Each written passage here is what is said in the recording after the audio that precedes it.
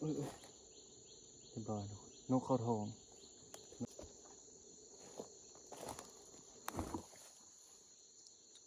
จะเป็นนกเขาเนาะทุกคนมื้อนี้กามาฟองกาสิได้ไปย่ามนางตัวที่เฮาใส่ใบมือบ้านเนี่ยจะบ่มอันเนาะทุกคน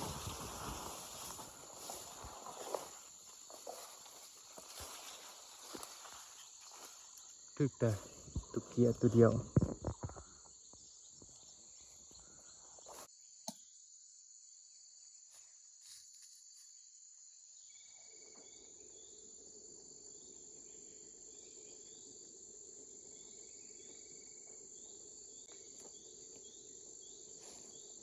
เดี๋ยวทุกคน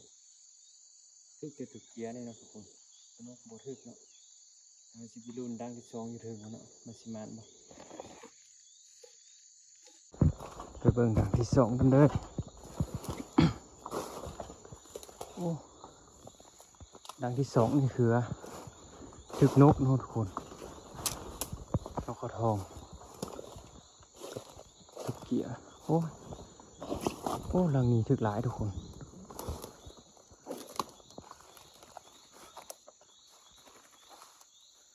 จะเป็นนกเขา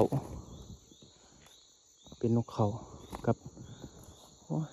ตูเกียอีกตัวนี้ก็นกเขาส่งแต้มเกียอีก6-7ตัวโอ้หมานทุกคนรังน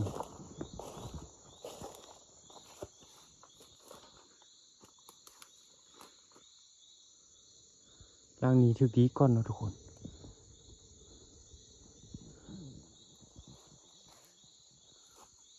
จะเป็นตุกเกียจะมันนกอย่างนั้น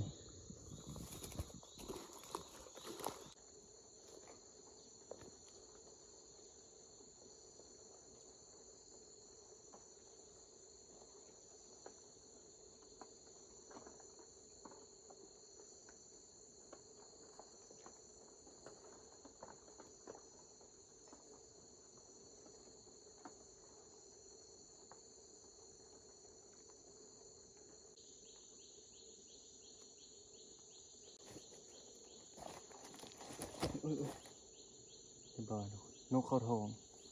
นกเขา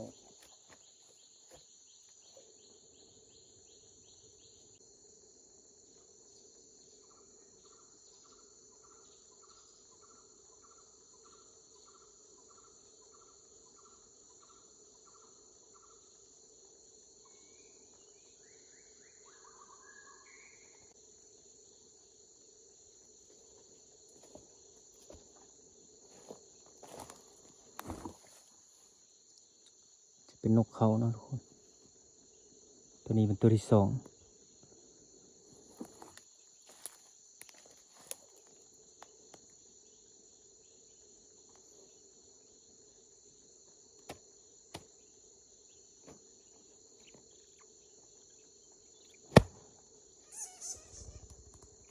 โอ้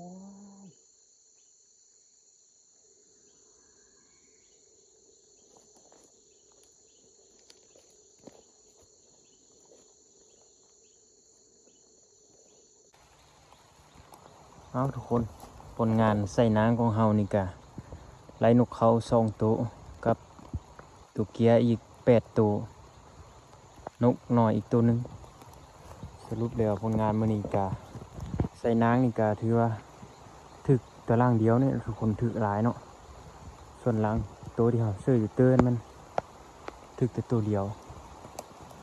บางทีเฮาสิเอารังนึงมาใส่ต่อไปนี้เนาะเพราะนางเฮายังมีอีกรังนึงเราสิใส่อีกอยู่นี้